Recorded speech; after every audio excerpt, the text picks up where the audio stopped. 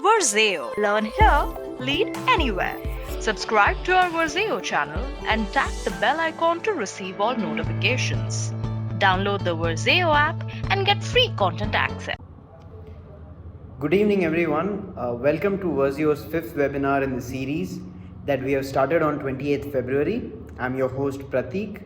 I hope so far we have been able to curate some interactive and informative sessions for you all. Verzeo is India's fastest growing edtech platform with its core strength in certification courses and internship programs across engineering, management, and commerce streams. We use path-breaking in-house developed AI technology to ensure that our trainees undergo a self-paced, personalized training program, which brings out their strength to the fore.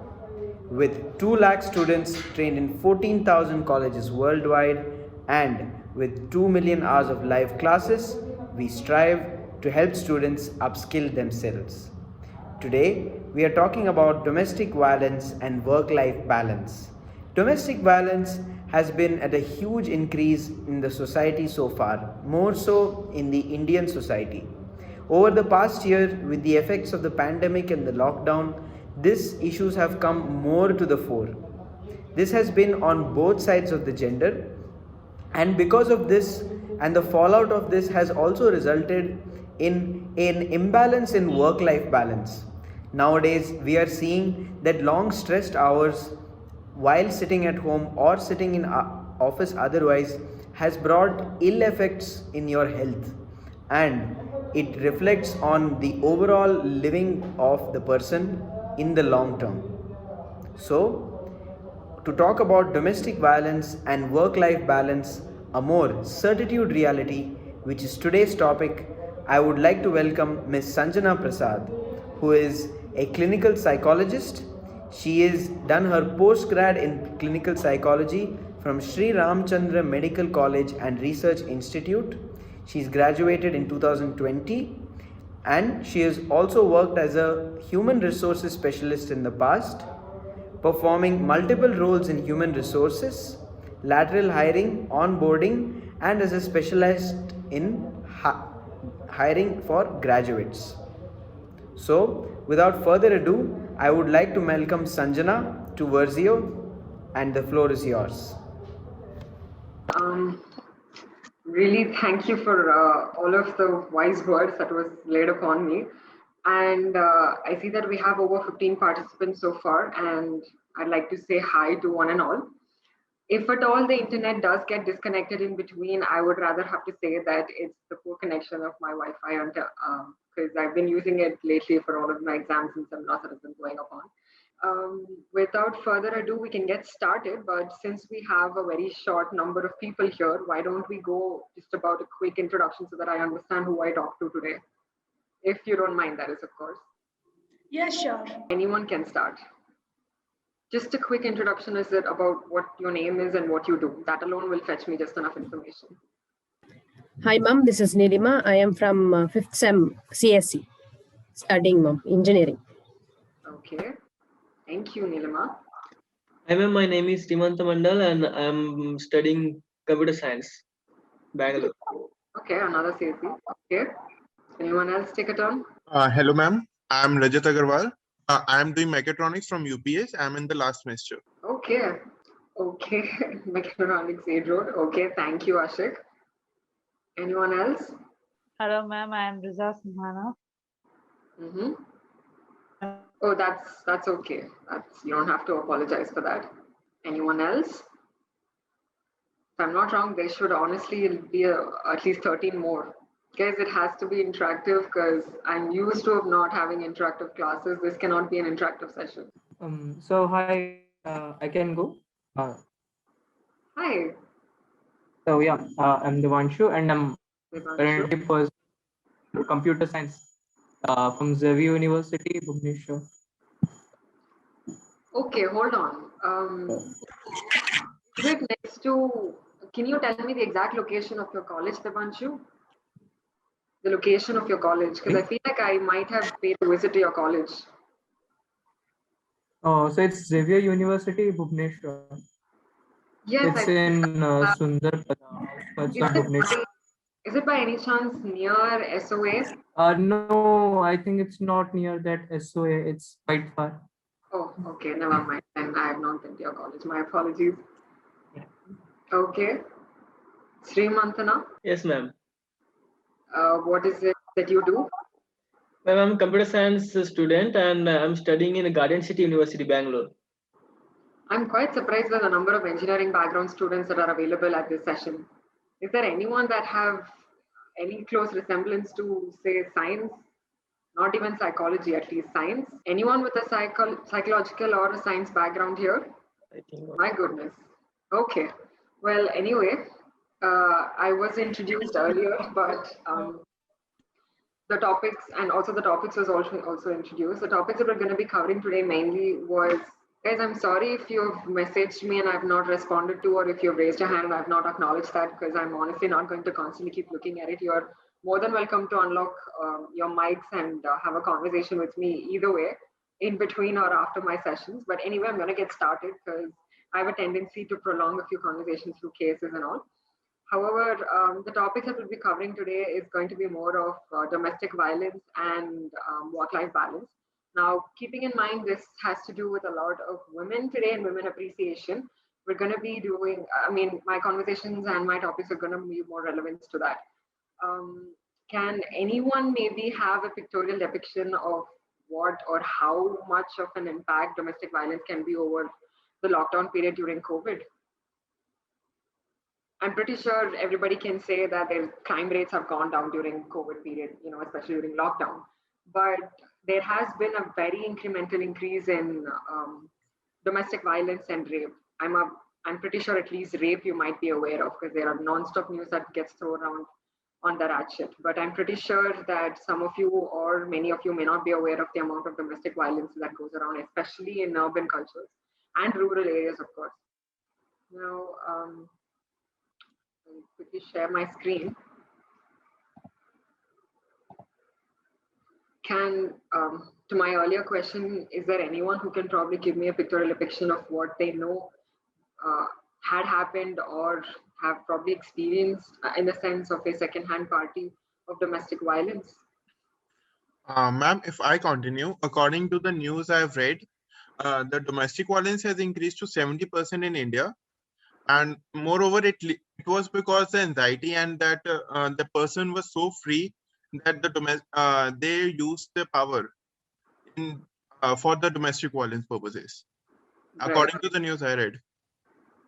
Okay, and so why do you think that is? Why do you think that there's a lot of increase in domestic violence? And also, who's the most victimized target there? Ma'am, according to me, the victimized target is the one that doesn't speak, because and mostly women also, because when all men are at home, they means they try to superiorize themselves. So the domestic violence has increased. It cannot be said that the domestic violence only increased in rural areas. It also increased in urban areas too, and in well settled societies also. Just because men always think and they are more superior, and also the Indian women, they are very much quiet. They just don't speak about their rights, and they don't even try to fight against men. They always say, "Yeah, we have to do this. This is our duty," just like that. Okay, so I picked up two things from what you've told. One is that you've told men would like to be assertive or replace a lot of dominance when it comes to a what has to be a mutual relationship. And second is that women tends to be a little more submissive in the sense they do not voice out, they are not opinionated, and they don't tend to, they're not probably brought up in that manner. And looking at a soulful environment, they consume information or they consume how their parents are and become modeling and priming their behaviors. Now, these are the two things that I was able to pick up. But why do you think that is? I'm not asking what happens during the time or what is the objective of it. My question is why?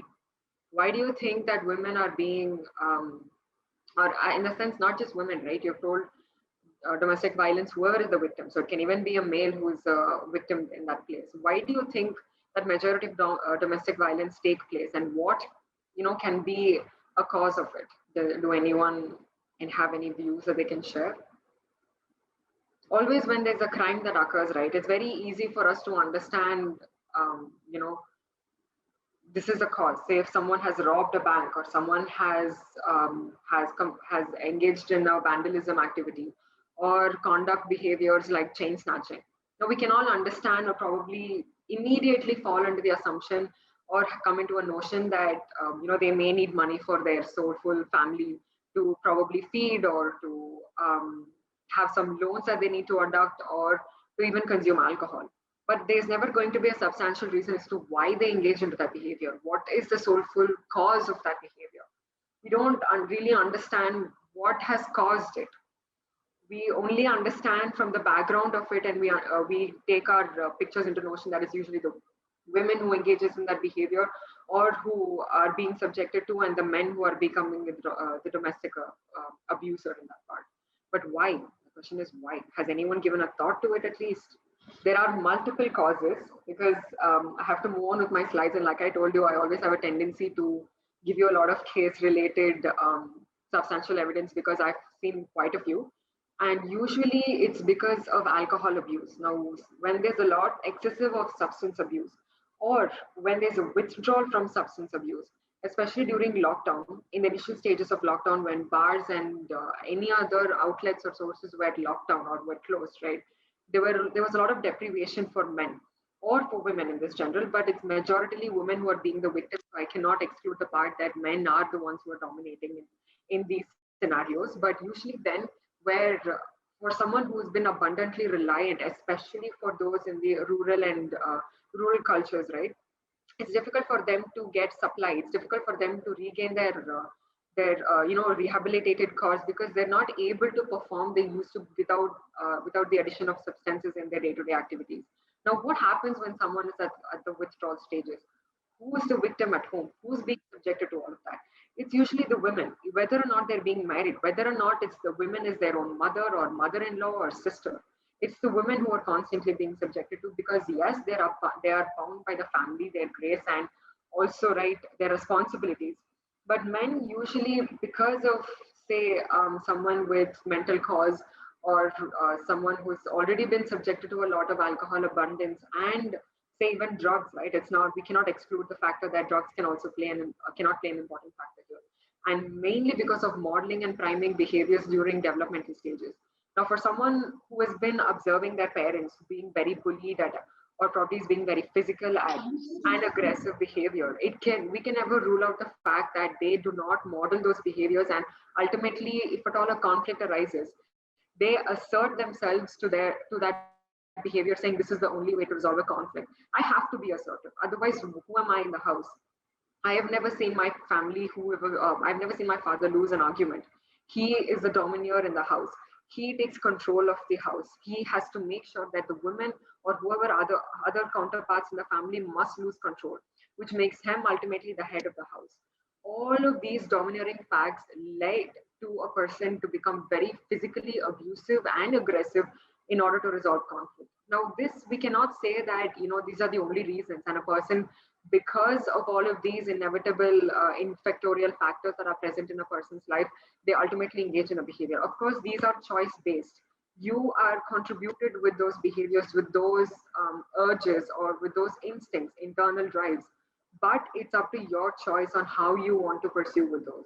And usually in the rural factors, who have not been psychoeducated, who are not aware of the consequences on their emotional abundance from their counterparts, they are not aware of the impact it can cause in their later stages. Now, if at all you were at a home who had a mother and a father who was continuously being very subjected to a lot of fights or abusive behavior, specifically physically hitting, and probably at a chance of even harming a particular, or to a first or second degree damage to the physiological body, not excluding all the mental and emotional boundaries, but otherwise it can cause a lot of impact to the child observing those, and later stages mirroring their behaviors as well.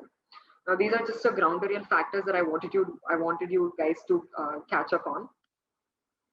I'll go on with my slide.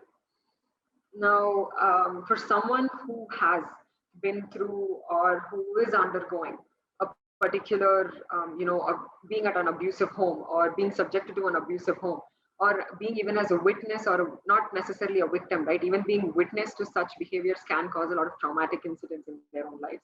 Now, what we do after that, that is more important. Yes, it's happened. Yes, we cannot take control of situations all through the time, and things are bound to happen. We may not be aware of it until that particular incident has taken place. Now, what happens after that?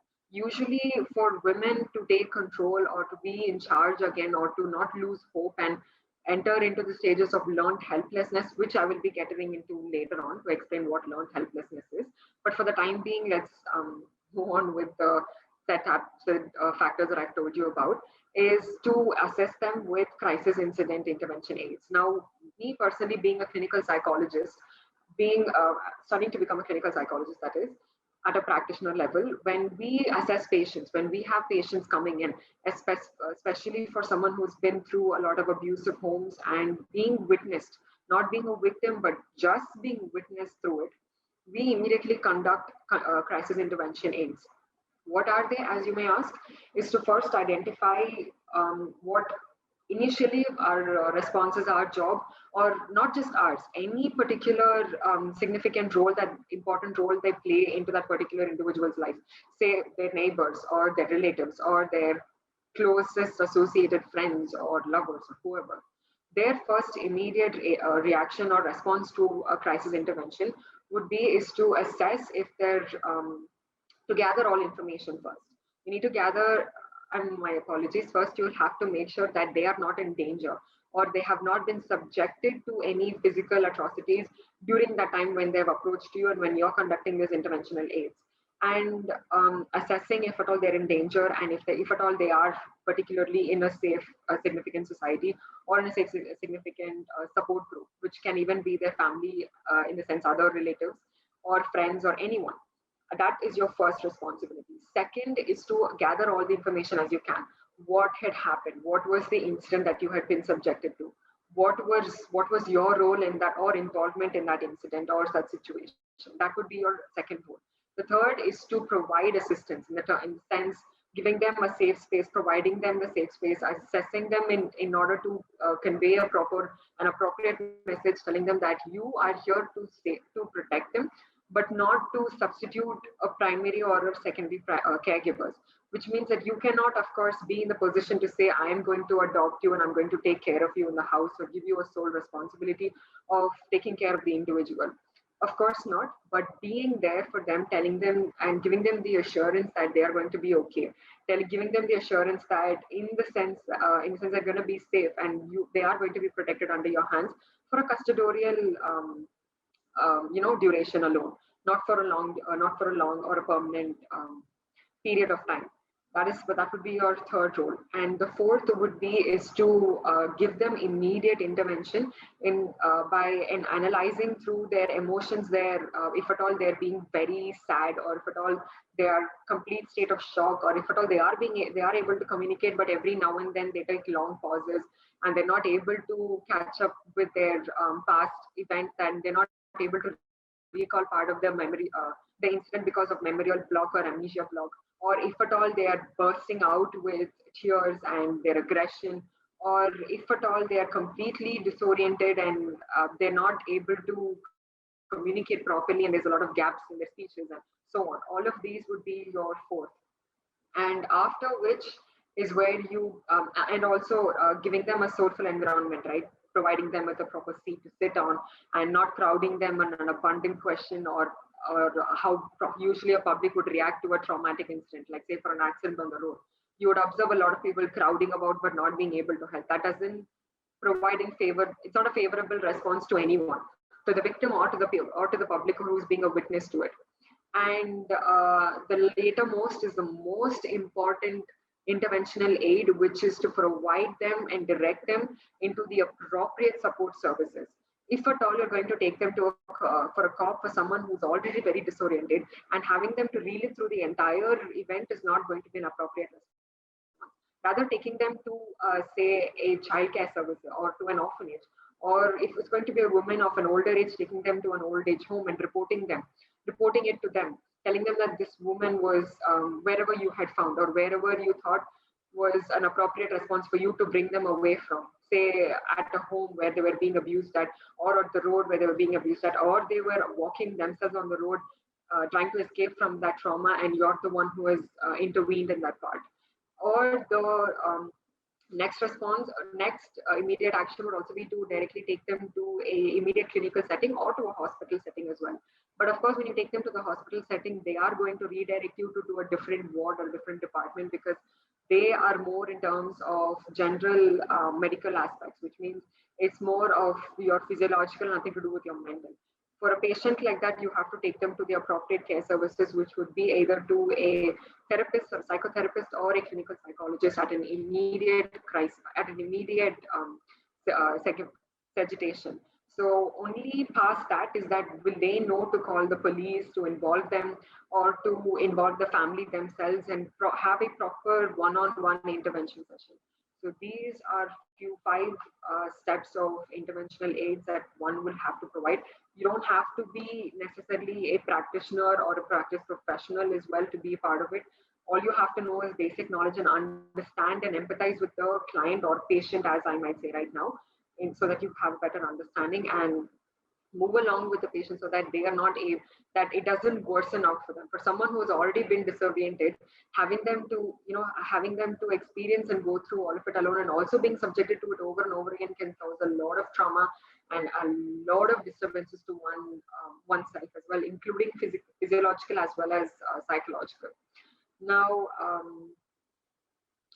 yes, so some of the other interventional aids would be is when you observe a family member who's going through, or someone that you know who is going through, then yes, you'll have to have a plan for how you will exit the house safely and how you will reach for transportation if at all they're going to another party's location, say their family or their in-laws or whoever they prefer to, or keeping an essential items of identification, documents, phones, monies, and so on, so that they are secured in their travel journey. Otherwise, they're just as homeless as they would be. And would also trusted neighbor would also come hand in hand in this place.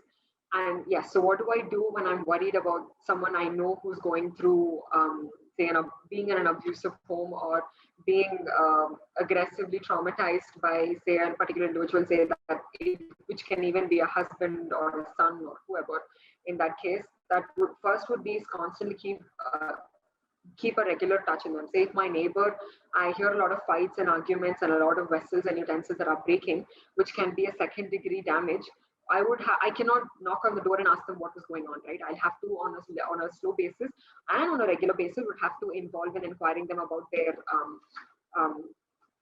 how they are doing, or I had heard a lot of noises. I was wondering if everything was going to be okay. And also, you don't necessarily have to inquire them about their mental well-being. You might just you telling them that I understand what you're going through, or I may not understand what you're going through, but I wanted you to know that I'm here. And if it's not necessarily to talk also, but just to direct them with the right appropriate help that they might need, because they themselves are not available, are not aware of what associated help they are at need at that point. That would be one. And second is to maintain a catalog. So every time you enter into a suspicious mind or suspicious target, then immediately it's always better to log it off, so that at a later stages, when something does happen and when there's a third party that are involved in that situation, you always at a backhand have a lot of database that can help a great deal for the victim or the patient who are involved at that point. And also, yes, providing them with just enough psychoeducation or interventional methods to give them substantial information about available counseling services, hotlines, and shelters for women, as well as women organizations. And some very minute cases, it's always better to update the cops, the police as well.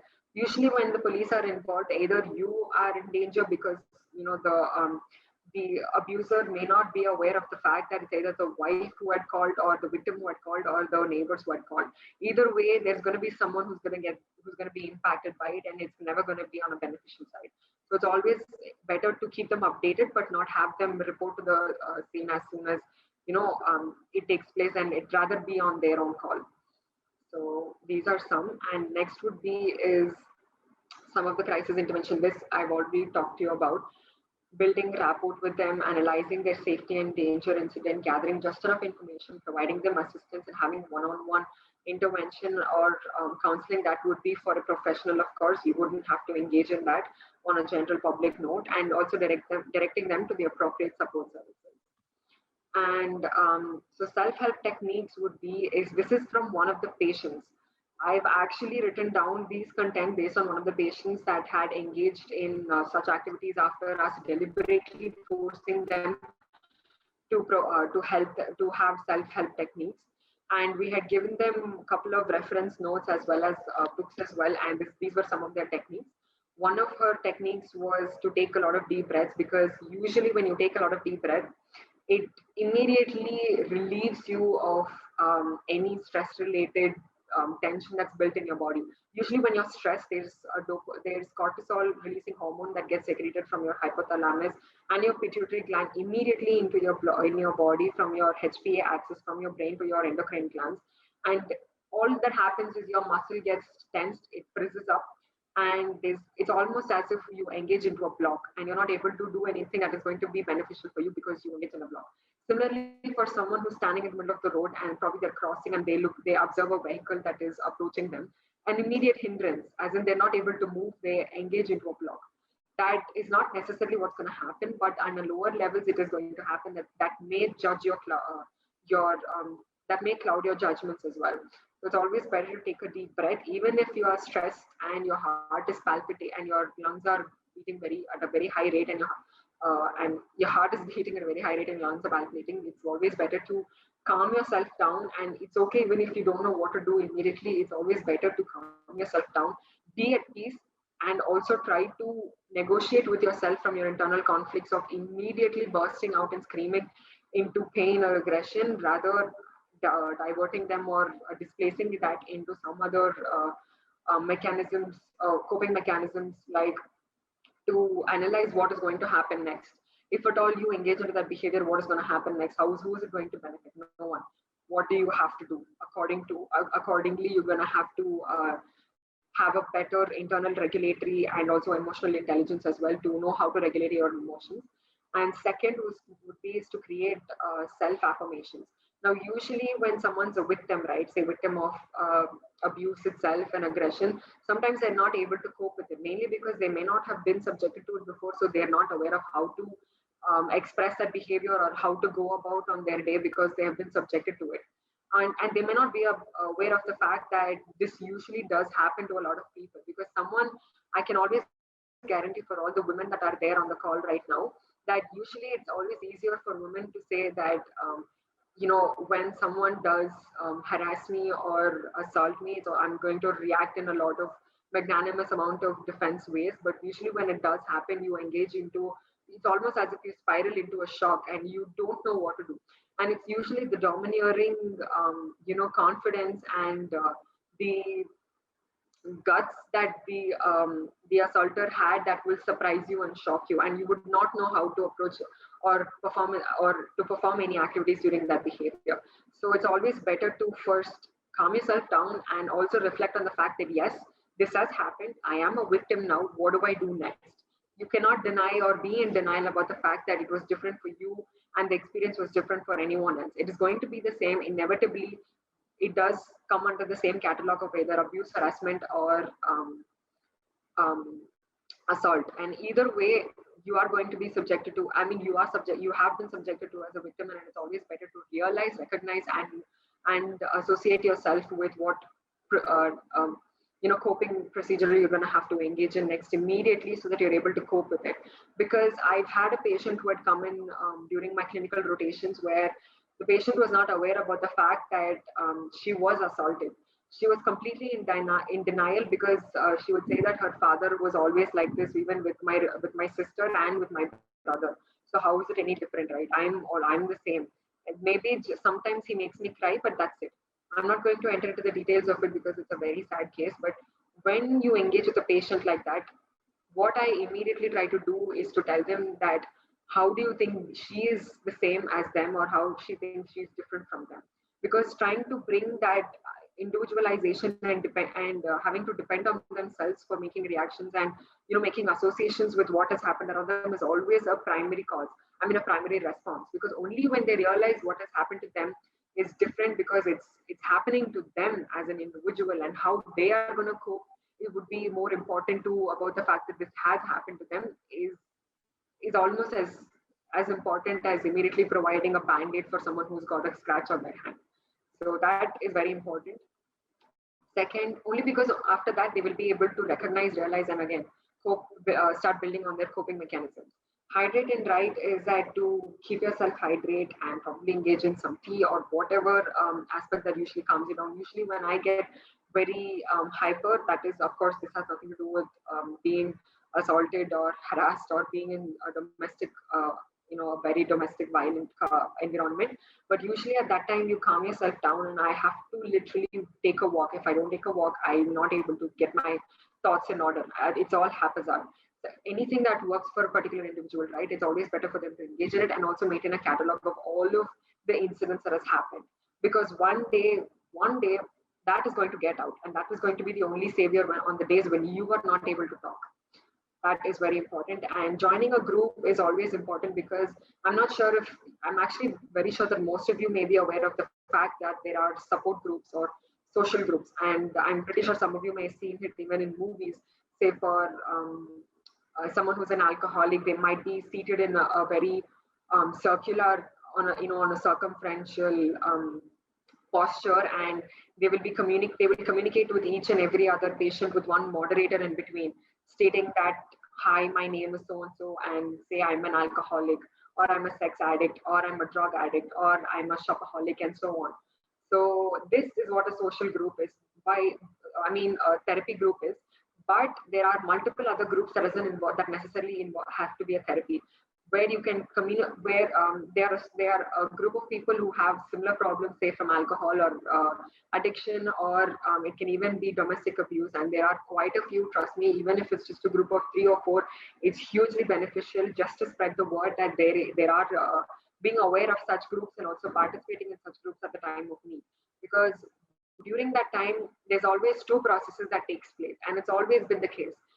One, you start making sense about the fact that this has happened to you, and there are others all around that has happened to you, and you start reciprocating with those incidents incidents and the experiences as well, and you immediately start constructing new identities, new normalcies. Okay, this has happened. Now, what am I going to do next? There are people all around me, and they have gone through the same as well. So by building in altruistic factors where you become altruism, you help others and you gain yourself as well from it. So that is important. Making a to-do list, always to have set of goals, and providing yourself with just enough reinforcement, positive reinforcement, so that you continue to behave in that particular way, and acknowledging the progress that you've made, helping others, like I told you, altruistic behavior, and to also set goals. And to understand that whatever had happened to you has happened to you, and it's only you who is going to take care of yourself, and not a secondary or tertiary or a secondary or a third person in the family or all around you.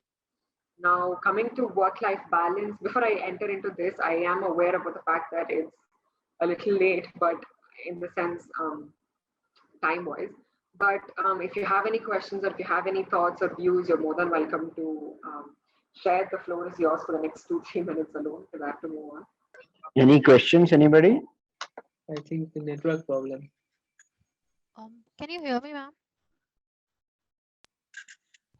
Yeah, it's audible now. I think there's some issue on her end that just look like she's left. I think Maybe it's a network issue. Problem, yes. Yeah, we'll wait for her to join in once, and we'll see once. Okay. Okay, sorry. My network became extremely poor. I did warn you about it. Honestly, my apologies. Yes. Yeah, so again, the floor is yours. Actually, I want to ask something. Can you hear me? Yes, I can hear you, Sonal. What is it? Ma'am, it's not like I've experienced firsthand, but I've read a couple somewhere like there are victims who know that they're being abused domestically or like any other way, but they know, but they are not letting someone else help you or take action firsthand. So how to like cope up with that situation? They are aware of it, but still not taking chances See, to there help. are multiple reasons.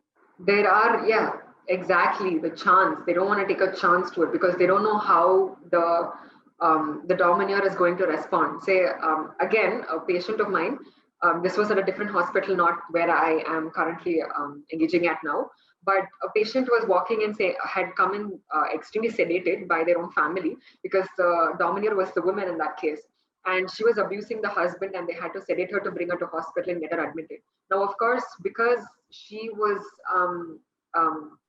she was not at the right state of mind. She was not in the right state of mind to get herself checked or to allow her to get help. And obviously, this can never be the only response during, abusive cases or so on. But what had happened then was her husband had come when we had to engage with the husband as well, because the patient would be the domineer, right? That would be the woman. So when we had to engage with the attendee, the patient, the victim, which was the husband immediate response was, no, I didn't want to bring in, I didn't want to seek for help because I didn't want to take a chance. Why he said that was he was not aware about, he was very blinded about the fact that if at all there's going to be a case where things are going to get very spiral round, or if at all the domineer is going to take a lot more aversive and immersive, you know, um, reaction towards when someone's being reported to. And at this they, and because they have more number of parties that are come into play. Now for this case specifically, the husband had a son, has a son, and the son was only about 2 or 3 years old. And she would often take the son away from the family and keep the son with him, I mean with her, for almost days to come. She would not go to office, she would not go to work, she would only be with him, and she would not give him proper food or meals, because she would have a. I think she's had technical issues again. We will wait for her to hop back in once more and probably close the session once the last question comes in. Hi guys, I'm honestly very sorry. I hope this would be the last time that it happens. Let me get to it immediately. So in that case, what we had to do was to convince the husband about the fact that bringing in was taking the information to the right people was the right thing to do. Of course, yes, was the right thing to do. And of course, he was not educated, psychoeducated, in the sense that he was not aware of the fact that things will only spiral down more when he doesn't go to the authorities immediately. So in the case of someone who who doesn't want to take appropriate responses or reactions, right? Immediately it can be determined as either the person is being under severe dominance or over control that overthrows the other person's individual rights, because either they're not aware of their rights, or they think that this is how usually it goes about. They think that being in a very abusive home or having a very abusive husband tends to, or husband or wife, tends to be the only gated response.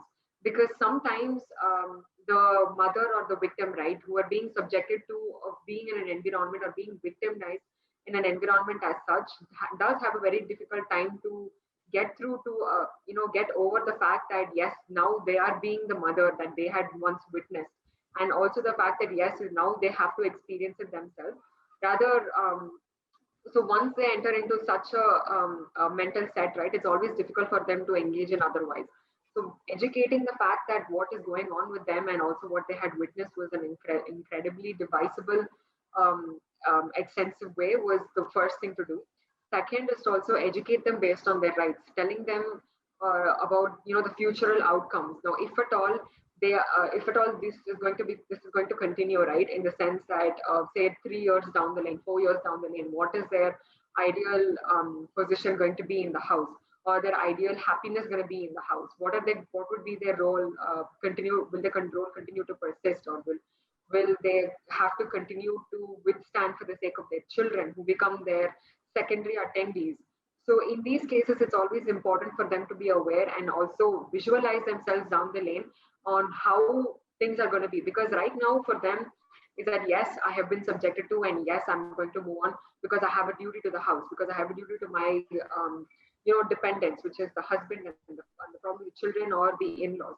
So telling them and also providing them with the right amount of education on rights as well as their future outcomes towards in the later stages is going to be is a very important task, and usually it's very difficult for them to accept because they've been through it before, and their assumption is I'm just going to go through it again because um, when someone dominates another person by not even allowing them to have their own original thought or opinion in the house, it's very difficult for them to stand up to the same person. Now, even for a regularized family, for say in a city family for that matter, someone who's had a very involved or an inclusive family member, even say being nuclear or not, in those cases when someone gets subjected to a lot of domineering or gated responses or activities from say from the father or from the mother, even to standing up with them is very difficult because either they get scared for their own safety and because they want things to go back to how they were because they're comfortable with that. Once they set a comfortable stance and they think that it's only me who's going to go through it, and so it's fine, I'm going to be okay with it, I'm going to anyway recover from it because I have not seen my mother go through, I've not seen my mother had a different choice, or I myself cannot think of having a different choice. So even in the case of my own patient, right, the only way that they had brought in the patient because of a lot of excessive abusive behavior was to sedate them, and that can never be the response. That was almost as if they had tried all ways and that was the only way out from them. So either it's either the women are going to be tortured and bullied for ages to come without having proper education towards what their rights are, what's it that they're capable of doing, and even having interdependent family, right, where each and every one of them are dependent amongst each other. That can also cause a lot of problems because that way they are almost as if they're locked. And for a thought or even a slight thought for them where if the husband leaves and goes, they have no one for them. Or if the wife leaves and goes, they have no one for them. And it's going to be very difficult for them to build another family, or what will the society say? So usually these are their thought processes and it circulates over and over again, almost like someone who's very addicted to alcohol. Without alcohol, what am I going to do? I don't like my withdrawal responses. I don't like the fact that I'm palpitating. I'm not able to concentrate. I need to go back to my alcohol. Similarly, for someone who's been subjected to a lot of abuse on a repeat, it is called abuse because it's been repeated, right? So when someone's already been abused multiple times and has been in an abusive home and is being in an abusive home, it's difficult for them to continue in all of those activities and stand up or move out from it. And it's always important for a psychotherapist as myself who will be educating to become, or for a general public to educate them with their rights and also giving them a just down the lane thought and views, because that's another way of telling them where they are going to be in a couple of years, in a few more years to come. So that is what we can do, because we can never pressurize the victim. We can never force the victim. That's never in our hands. Even if the victim is, has mental disabilities or mental disorders, it is never in our hands to forcefully, get a verdict from the victim. It can never be our stance. So I hope I had made myself clear there. Is there any other thoughts or views, or you think what women can be doing, or any other experiences any of you have to share? Or I can move on. Hello ma'am, it's Divya. Can you hear me? Well, we always have till the end of the class as well. So yes, Divya. Ma'am, if someone always doubts you in your family, then what to do to get someone's trust? I'm sorry, Divya, you're gonna have to repeat it. I didn't hear you. Ma'am, if someone always doubts you in your family, then what to do to get someone's trust? Did anyone If you else could hear type the question, Because Divya, I that was- would be a lot more better. If you could just type the question on the chat box, we could not hear you. If you could read, so we can read it, and then Sanjana could take the question. Yes, while Divya's typing, anyone else in the forum? Yeah, there's one in the chat box that says, can women be perpetrators of domestic violence, and what are the effect on children? This is asked by Srimanta. Okay, women can be It depends on, say, the family dynamics. Now, sometimes for the cases of being, women who are usually affected, some women tend to be affected extensively, and some women aren't affected as much as the other women. And usually, either it's avoidance, isolation, or social numbness that they usually have as a coping mechanism too, or another aspect could be is that for the sake of the children, again, because of their dependence. Now, so yes, women. They had types. So yes, women can be perpetrators as well, and also because it can be the other way around also, where women can definitely be the ones who are dominant, and they're very dominating, because like the case that I have got, right, where she, based on what she had been subjected to from her past families, and from her based on what the offspring that she was to her parents, and what observations that she has made, and through modeling behavior and through imitating is where and also through gated reinforcement would be is that either total control, total power, and the dominating effect in the house that they get. So it goes either way. Yes, it does. And the second part of the question is where if what effect it has on the children is that, say for an example, in a lower social economic status group, for say in the slums, and when a child is brought up in a slum, and say even if they're twins, right? One child is brought up in a slum and the other child is brought up in a well-educated and probably just an average mediocre class as well, not even a high class, just an average mediocre class. There's going to be incredible amount of characteristical traits that will come into play in terms of personality. Now, for a child who's been brought up at a lower social economic status, when there's a lot of deprivation of food, deprivation of respect, deprivation of equal rights and equity, as well as jobs and roles and social customs, which can be either the group of people that they're with, or it can even be proper education and proper amenities that can provide them with just enough resourceful growth. So for someone who is brought up even at a mediocre scale, right, their personality is going to be completely varied, even though their internal characteristical traits remain the same for both the twins, right? They will develop into having different personality traits, not personality itself.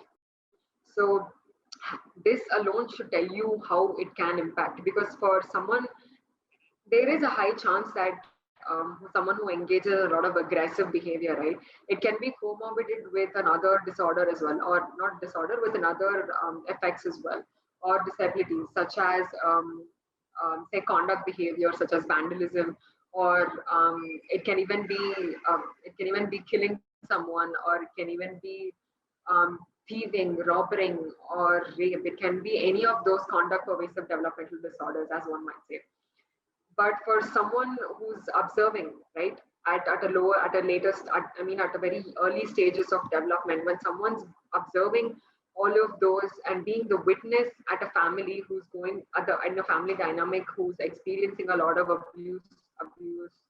sorry, there's a lot of abuse, a lot of tendencies and vulnerabilities towards aggression and hostility in the house, it's difficult for the child to develop a lot of connectivity to the parents, which are the primary caregivers in the house, for a child for that matter.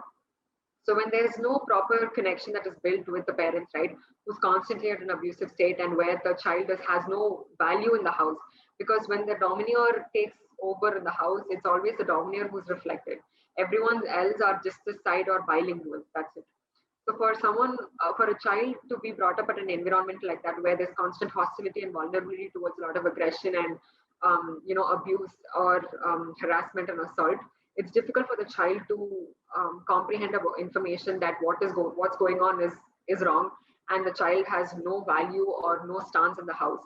So that way, there's no connection that is built. There are no milestones that are reached. Milestones can not only be taking a first step or having your first words spoken out. It can even be having propagated relationship, or having proper educational relationship, which can even be towards their peer or their educators, or it can even be them with themselves, interpersonal relationships.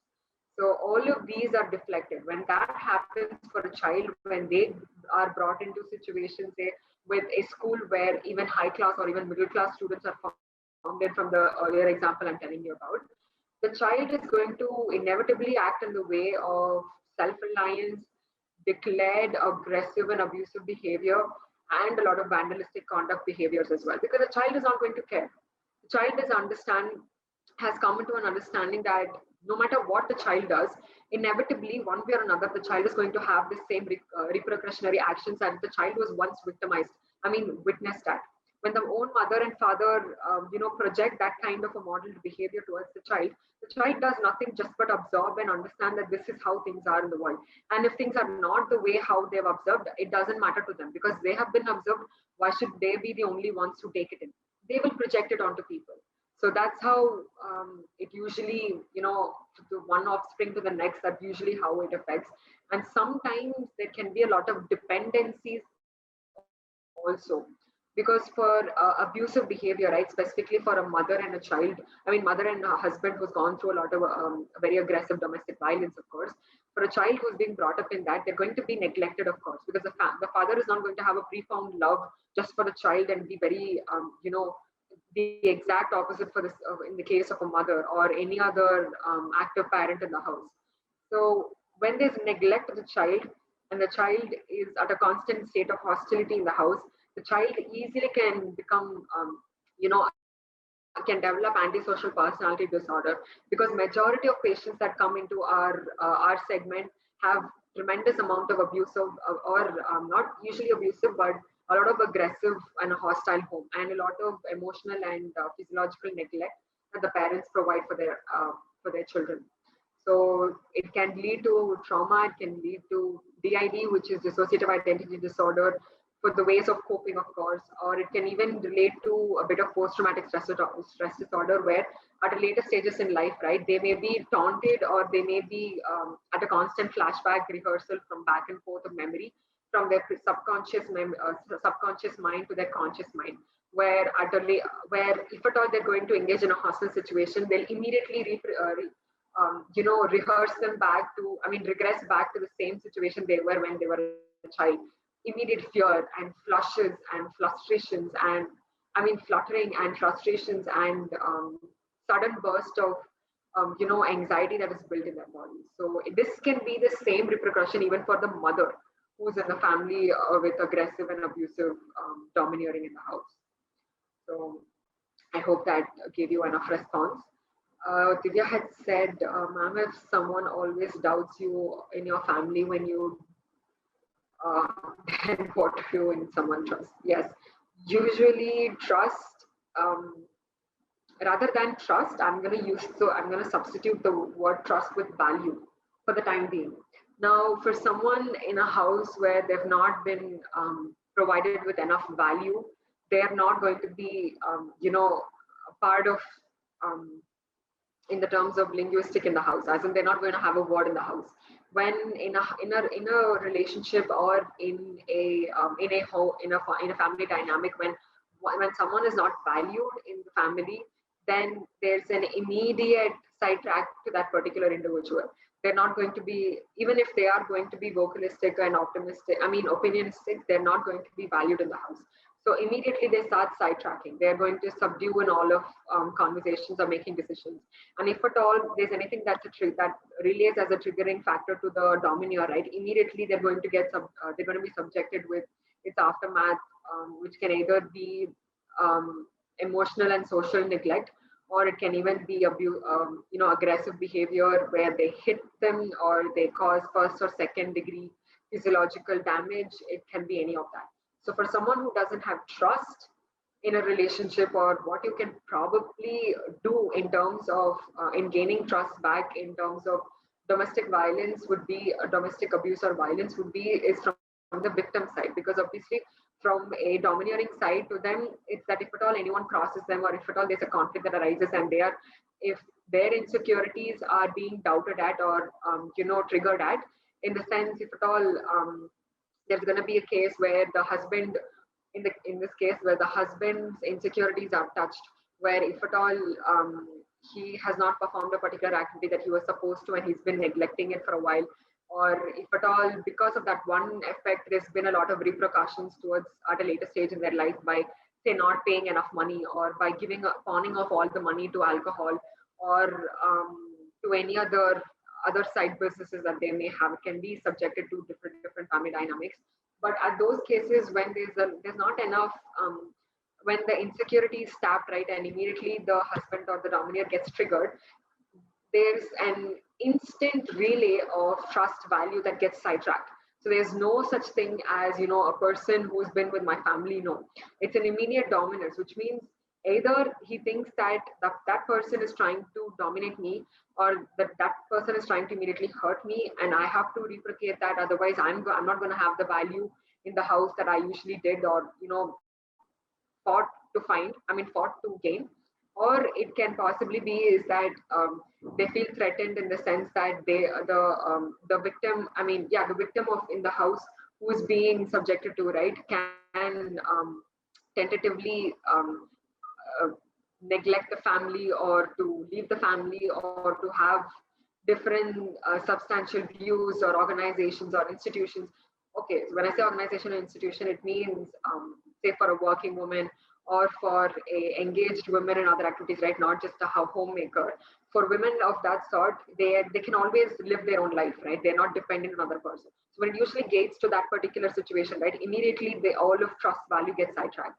So it's just one soul or one person. Emotion is neglected, which means there's no regret, there's no remorse, there is no the inhibition that comes along playing logical thinking or critical thinking that comes which will immediately set into play when you're aggressed, right? So in the sense that if at all I don't dominate this person at the moment, then I'm going to lose my value again, what I had gained. So this usually is the set play at hand. The word of trust or value has no place in when it comes to a abusive or a at an environment where there's a lot of domestic violence. So I hope I made myself clear. And also, but from the victim side, right, usually that's a different case. For a woman who is probably working or not, or a homemaker, either way, right, it can even be an old lady as a mother or an in-law or even a sister in that case, in those cases. In those lines, usually for a woman, it's never the trust that usually comes into play. The woman never usually thinks that, no, the husband doesn't trust me. Because, of course, when that sort of a thought relays into a person's mind, then there's going to be a different tactics, because to gain someone's trust, you're going to inevitably do what you would want the person to do, so that the person will like you, build trust in you, and become reliant and dependent on you. That's never going to be the case. The victim is never going to have judgment of trust. It's usually the judgment of whether or not they are going to be valued in the house, or if at all they were before, if at all they're going to lose that. And things are going to just spiral down, where their treatment in the house is going to be even more different and even more altruism than it was before. And that is a fear factor that sets into play. That is usually why women tend to become a little more subdued, and they sidetrack from, if at all, they were going to be more of aggressive behavior. So they simply try to cope with it, and if at all they're not going to be able to cope with it, and if they are completely dependent on the family, then they simply just, stay quiet. Or to earlier, when someone had asked, when they don't want, they are aware of it, but when they don't want to be, taken help for, or even be offered with help. So this is usually the case. I hope I answered your question. If I didn't, again, drop a message and I'm going to try my best.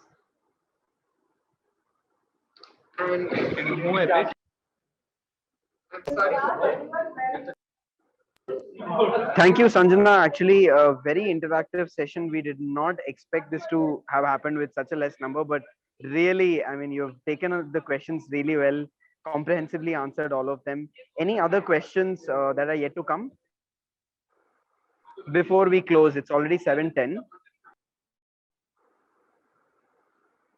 Pratik, are we going to close? I'm just waiting if there's one more person yet to give a question. Otherwise, we will close. We'll just wait for another 5 seconds. Okay. Well, Pratik, before you do that, because there is one more topic for work-life balance, which I think I don't have time for, but I will. I'm pretty sure there was a questionnaire that was shared to all of you earlier, and I'm a little apologetic on the fact that I had to prolong this one alone segment for so far. But there is this one questionnaire that was probably circulated to some of you and or to all of you. It has to deal with how your No, mental that's totally status is fine. and how much Sorry, stress you're Sanjana. able to deal with or not. So Sorry can to have you explain interrupted some? you, but if you are still able to, if you are still able to take 5 minutes more and do that, we are totally okay with it. I'm pretty sure the audience also are very much Pratik, I'm cooperative. really sorry, but can you message me, because I think your voice was breaking in between. I don't know anything. Okay, just a moment. Can you hear me now? Hello? Hello? Hello, Pratik. We can hear you, but I don't think she could hear you. So I think that's the problem. Yeah, 5 minutes. In the meantime, I just want to take Okay, an well, 5 opinion minutes from is the not others. going to do justice. I'm just going to take an opinion from the others. So if, well, I'm totally okay with posting and continuing more, but is the audience okay up for it? Yeah, it's cool. We can. Sure. Sanjana, the floor is yours. We are ready to listen to you. Oh, I think she's once again locked off. We'll see for her to, if she can come back and then continue the same. Yes, ma'am is joining. And I'm back. I'm sorry to take this much of time to get my connection back. The my very poor connection is right now. I'm really sorry, guys. So I'll continue. Yes, you please continue, Sanjana, with the rest of the time you have. Everybody is very open to listening to you. So please, you do justice to the topic. Okay, it says, I'm not able to share my screen because it says the host is disabled, participant share screen sharing. Sure, just a minute. I think once you had logged out, that time the host privileges had gone off. So yeah, just a minute. Yeah, we have made you the co-host there. Okay, great. We can start off with work-life balance, and also to what I was saying earlier, if at all the link that was shared to you, whenever you have time, probably just take about 15 minutes. It's to assess the amount of stress that has been incorporated by students or for working employees. And there are quite a few questions that I'm pretty sure most of you will find relatable because it has been otherwise said so as well. Once you're done, probably I'll start getting in responses as well. And towards the end of the session, I will try to see if I can give you, the result of it. Otherwise, I'll make sure that it's mailed to you as well. It's just to create a little bit of awareness amongst yourself about your own work-life workage, which can also be study or education life balance. So yes, so I'm pretty sure once we get the response, I think is when I'll be able to talk more about or give you more information about work-life balance.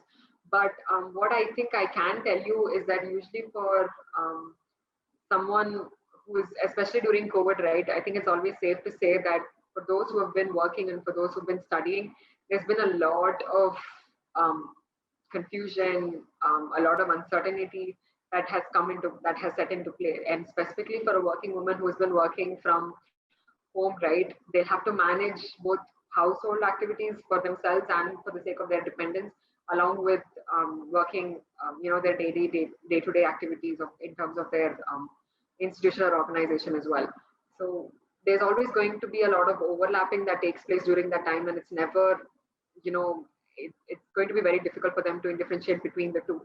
And either they're going to be working or they're going to be cooking or they're going to be attending to a lot of household activities while they're on meetings or calls. And it's usually engaged a lot more of pressure on them. And there's always that level of stress, after which it's very difficult for the body to regain back to its regular state of immunal activity. So when I say this, right, it means that usually when someone undergoes a lot of pressure, that is even through education or even while working, either way, pressure is not going to change. Just because the stressor or the stress factor that initiates you pressure doesn't mean that you're not going to have the same response to it all. The intensity of it may differ, of course. Now, for someone who's already been under a lot of pressure and stress, right? After it is going to take a lot of effect on your physiological body as well. Because like I told you, there's this hormone called as cortisol hormone that gets secreted from your hypothalamus that goes to your pituitary gland, from your HP axis to your adrenal glands. Adrenal glands, which are right above the kidneys, it's almost like a pyramid shape on both of your kidneys, that regulates in a lot of your adrenaline pumping and also cortisol, which is another stress hormone as well, which is a stress hormone, into your body, directly into the bloodstream. So it's almost as if you take drugs through injection, right? It goes right into your bloodstream. You're not consuming it, you're not snorting it as well. It's going right into your bloodstream. So similarly, it has the same effect as your hormones of adrenaline and cortisol. So, and you may also be aware, right, when someone who's adrenalized, when they suppose they have an exam tomorrow, or they are they have work, or they have some deadlines that they're not able to cope up with. Usually that time they're not able to sleep properly, they're not able to commute on their day-to-day activities. They're either lagging, they're delaying a lot of on their regularized scheduled activities, like say when it comes to eating or when it comes to sleeping. Either one of that gets substituted with whatever is at their target, which is probably causing a lot of pressure at. So for someone who has an exam tomorrow, right, even if you do necessarily have to take your regularized or whatever means or diet that you follow, inevitably there's going to be some amount of compromise that you make in terms of your sleep or your say social activities, or that is, which can even be social gathering or even going out for that matter. And it can even be your food. So there's always going to be some compromise that you make so that you achieve your target, so that all of your internal conflicts get subdued. And internal conflicts can also be because of the adrenal gland that secretes a lot of adrenal hormone into your blood. So when that amount of physiological damage it causes, because it does, just like how they say your rod and conch cells in your eye, when you look directly into a light, it does damage it, but then immediately it regrows and it immunizes the rods and conch cells that you have in your eye, which means you're able to see again. Until such time you look at you have a visual of all the black or the shady patches that you have in your vision, right? That is the damage. Inevitably you're able to regain or overcome or overgrow it, but then recover rather. But then when there's some amount of stress that leads to a particular segment where you're not able to cope with it, or you're not able to recover, that is your set point of distress. Now usually for students it's that much more compared to that much more individuals experience a lot of distress compared to working employees, surprisingly enough, because for students it's a lot of uncertainty that comes into play in terms of their own their futuristic goals or activities, or what's going to happen, what's not going to happen, because there's a lot of responsibilities even in terms of family members as well, right? It's never that, yes, I've chosen to study something and I'm going to pursue it. There's a lot of other factors that comes into play, and usually it's students who engage in a lot of distressful physiological and psychological experiences rather than that of working employees, significantly discussed. So when I say significantly discussed, I mean a lot of research and psychological research results that we have got from.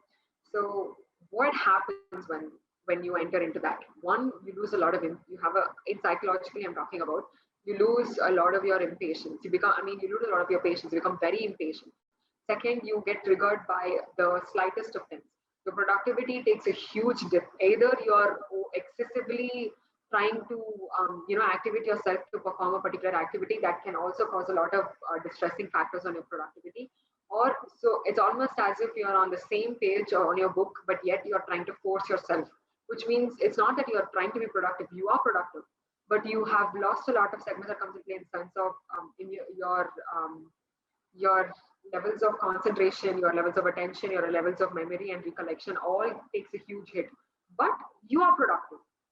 So a lot of these come into play when we talk about excess amount of pressure or stress, or when there's a lot of imbalance or the homeostasis in your body, as well as your equilibrium in your social setting goes all haywire.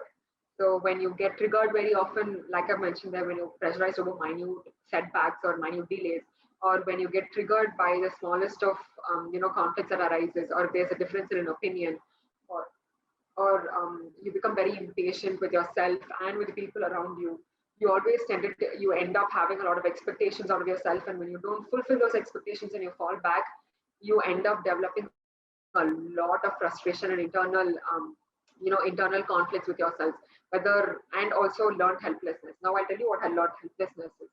So when someone, say for an example, when someone's already very sad, right?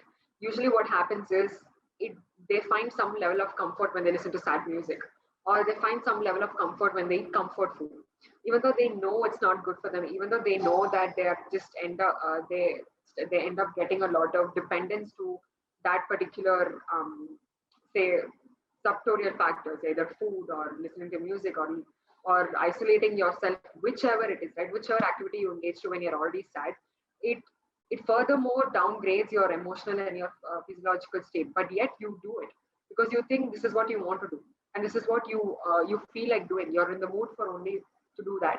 Even isolate yourself for that matter, even though that's not what you usually find pleasure in doing earlier. So it's always easy for the mind to subdue all of that and comprehend itself into spiraling down, because that way you have no effort. That way you don't lose anything, you don't gain anything. You're just at a similar state, and you don't tend to move from it out. I mean, you don't tend to move out from it at all. So learned helplessness is similar to that, where your brain immediately it snaps back. It's that powerful. It snaps back, it takes over control you, and it's almost that difficult for you to regain back to your morals and moral grounds and values to say that no, this is not who I am. If at all I have to get it done, or if at all I have a particular task to fulfill, I will have to fulfill. Usually that is a huge problem, and specifically when it comes to for women who has been subject to a lot of disturbances when it comes to managing house as well as themselves, and alongside with work, it's so difficult for them to comprehend all of these information. And being women of with who's already have dependents such as mother and in-laws, and or their own parents or children or their husband or even their sisters or whoever it is, right, who are becoming dependents on them, it's very difficult for them. And also because this is a known fact, I mean, it's a known scientific fact that women tend to be more immersive in terms of emotions than men, as in the sense that in our brain, at the center of the brain, this is organ called as amygdala, which is the emotion center of your brain. So your entire emotion is is regulated by this 2-inch size amygdala that is in your brain. It's that small, and it takes utter control power of your emotion. And usually it's more activated for women than for men. So it's that much more easier for women to get subjected to distress and learn helplessness behavior than it is for men. And usually all of these symptoms that I've told you just about to signify for your self-analysis in analyzing whether or not you're at the stage of burnout or at the stage of say a distressing and you're provocating in distress, is where it's more subjected for women than for men. And tentatively they don't highlight it, or they're not aware of the fact that this is happening to them. They think that it's just a tough phase and they need to go through it because they have a lot of people depending on them, and they have a lot of roles that they need to fulfill. Although that's never going to be the case for men, because even if they do have a lot of dependencies, they're not emotionally active as much as women are for some people. Of course, there are guys who do tap into their deep emotions and they express, they're more sensitive or they're more expressive in terms of women, but that doesn't mean that they're more in control of their emotions. Someone who's only sensitive is because either they have a lot of insecurities, or either they have a lot of pride and ego that suffocates them when it comes to having a equalized or an equilibrium mental stances, which means if at all something threatens them, immediately they get sensitive, immediately they get hurt, immediately they express their anger or their fear or their sadness to another person. That doesn't mean that they're highly emotional or all that is. That's not usually the case. And it's more deep rooted for women. And learned helplessness does no good, because after experiencing all of these emotions, it only provocates it more. In a sense, it tells you things like you are not good enough for it, or that look at another person. Comparison takes place where you look at another person and you think that they're able to substantially view themselves in those in that visionary ideas, and they're still able to effectively work at a working environment. Or look at that particular student, they're able to get so much of responsibilities and be able to score and perform. That's never the case for me. So it's learned helplessness set in almost that easily, and it usually takes a lot of difficulty to set yourself away from it. And so productivity, these are some of the symptoms to just for your self-analysis as well. And stress management and coping skills would be is that first it's to identify of the fact that you are not okay. And when we say you are not okay, it doesn't mean that just because you are mentally or physiologically not okay, you're not going to be okay. You may be completely fine physiologically and mentally as well. You don't have to be diagnosed with a disorder to say that I'm not okay. You can simply understand that you have experienced burnout and you have, even though it's not necessary that you have to overpower yourself or overthrow yourself with work to say that you have burnout. Even when you are emotionally low or have any mood disturbances or oscillation when it comes to finding your particular homeostasis can also end up with having burnout. And it's very easy for someone who's had burnout to engage into further physiological problems, not psychological. It's further physiological problems in the sense you can have constant gastrointestinal reactions such as diarrhea and so on, or you can have extreme cases of ulcer, which can also lead to blood that can come out from your mouth as disputes. And you can also have your lung walls that can get damaged. The inner layer of your lung walls can get damaged along with your heart. There can be excess amount of blood pressure your BP will be excessively gated through your entire body, which means your blood vessels have enlarged, and that's never a good case for your brain. Because when that's the case, there's something called as your blood-brain barrier that covers the brain. And when there's usually excess amount of blood that's being poured into, right, some part of it has to make substantial causes as well. Supplementaries as well. So which means either your blood-brain barrier or your another new term CSF, which is nothing but your cerebrospinal fluid. Learn as I said. So cerebrospinal fluid covers your brain and your spinal cord, and your blood-brain barrier covers only your brain. So that way, there's a lot more of your immune system that gets damaged because of stress or stress-inducing factors. Stress-inducing factors can simply be your increased heart rate, your palpitation, your adrenaline hormone that gets pumped in your body. Because only when adrenaline is pumped, your heart rate is going to increase. Otherwise, your heart rate is not going to increase, which means these are all your stress-inducing factors. So when that happens, your immune system takes a huge effect, which means you're that much more easier for you to fall sick. And if at all you have a wound, the wound will take days or hours more to heal than usual. That has been the case, yes. So there are so many other responses as well. And yes, it also affects your memory.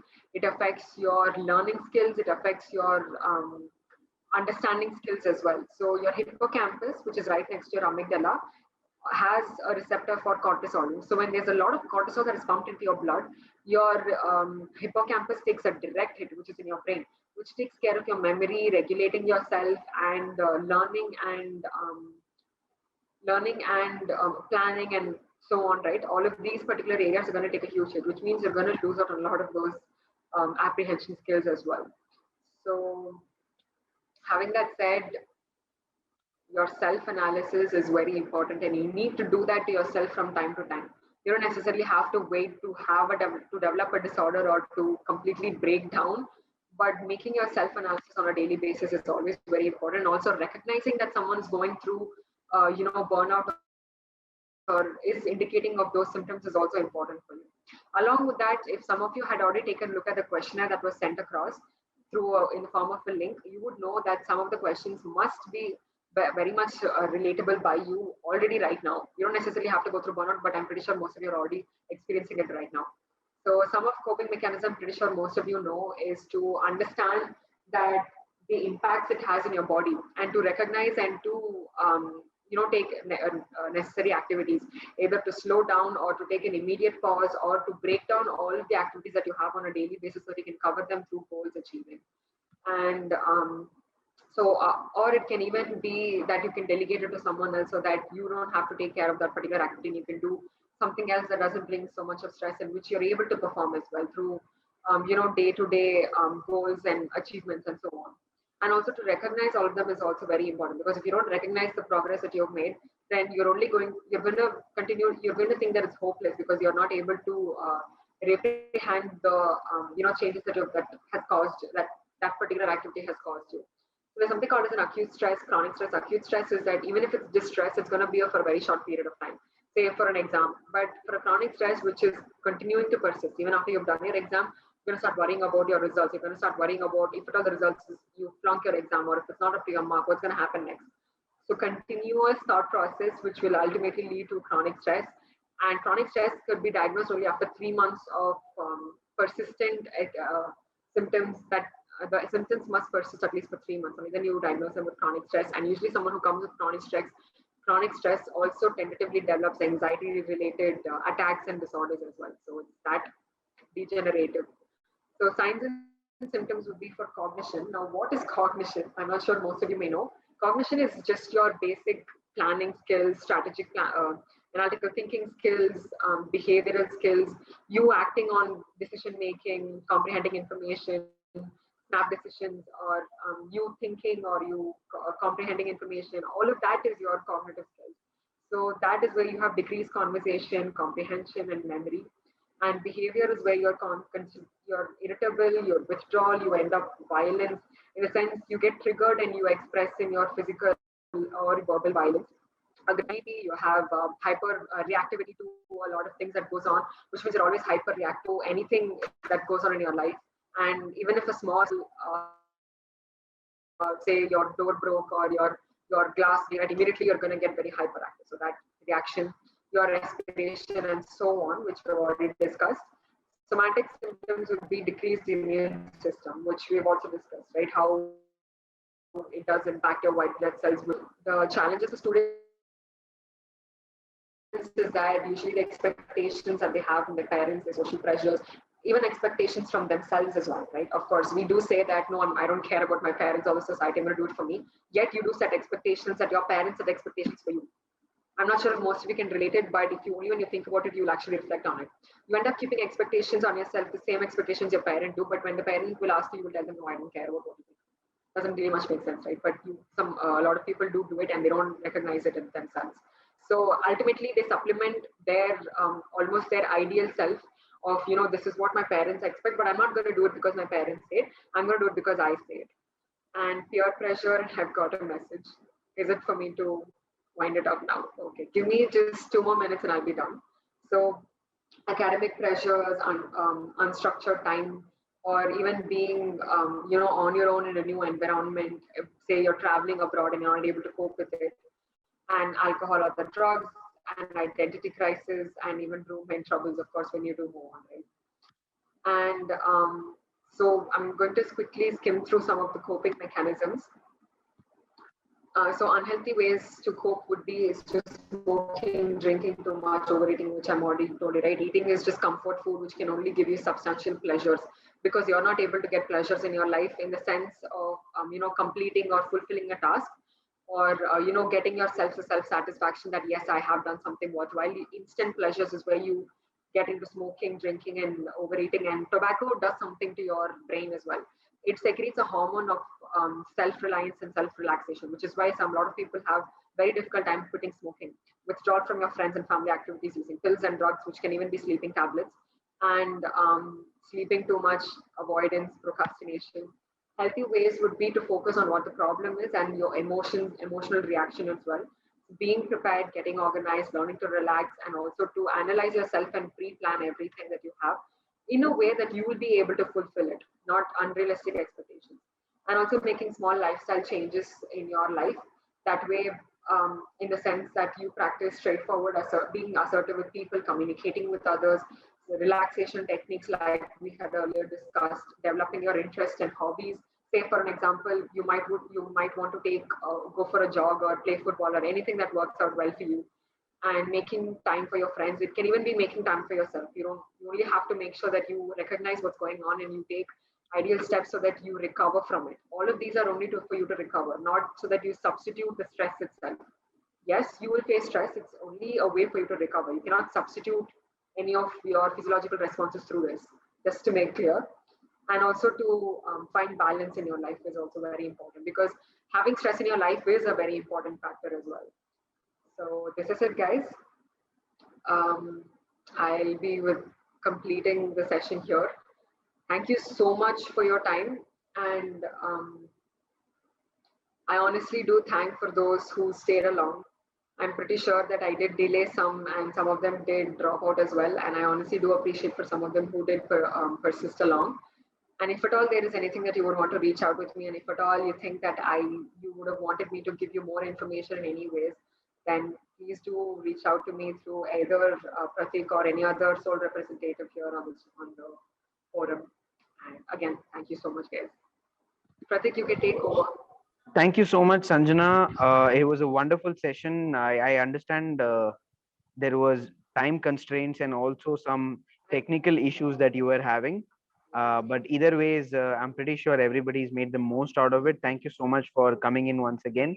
If there is any way in which we can make this much more reaching out, something like this, maybe not in a webinar form, but in more planned sessions, please let us know. We'd be very open to reach out to the same sections of people that you were talking about. Verzeo is a very youth-driven, youth-oriented organization, and if there's anything that we can do to help our fellow students and other people, that's the best that we can do. We would be making any effort for that. So with that, I would like to close for today's session. Also, just before you guys leave, please check out the link for tomorrow. We have a session on the age of AI.